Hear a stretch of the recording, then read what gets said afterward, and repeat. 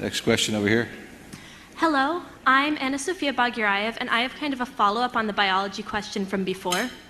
It is one thing to say, obviously, it's not going to be a safe experience to go to Mars, but there are some technologies essential, especially if we're looking to putting humans there permanently, that are going to have to be developed with biological capabilities. Speaking of like flight suits, habitats, eventual artificial biospheres for people to live in. Do you see your company playing a part in the development of those technologies? Do you see biology having a place in SpaceX's work, or will that be outsourced to other unrelated companies? And before you answer, you should know that Anna Sophia over here won a Genes in Space competition and flew on a SpaceX Dragon.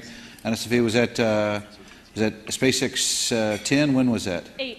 SpaceX 8. So,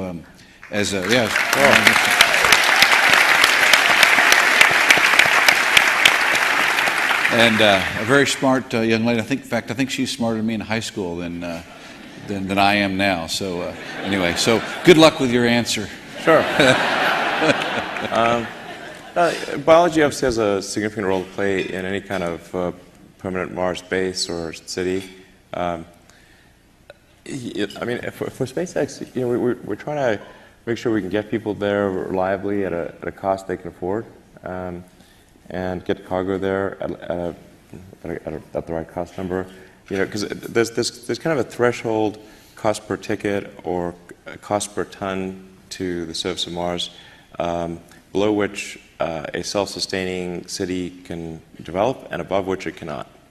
That sort of critical sort of economic and technical threshold is what we're focused on at SpaceX. I think we'll probably also have to do a fair bit of work on propellant depot, basically a propellant plant on Mars. But then our intent is to, you know, we don't want to get in the way of what others are doing. Like, we want to make sure that, let's say if somebody makes an investment and wants to do something on Mars, create a business or do some scientific endeavor, that SpaceX does not compete with them, you know, because they need to feel like, okay, we're not going to just go in and compete with them arbitrarily. We want to make sure that they feel it's going to be a fruitful environment to be that, you know, to go there and do something special.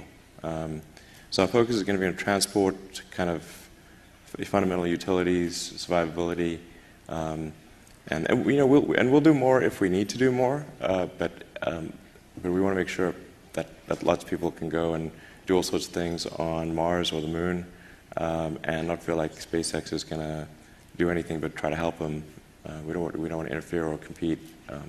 You know, they got to feel like the opportunity is there.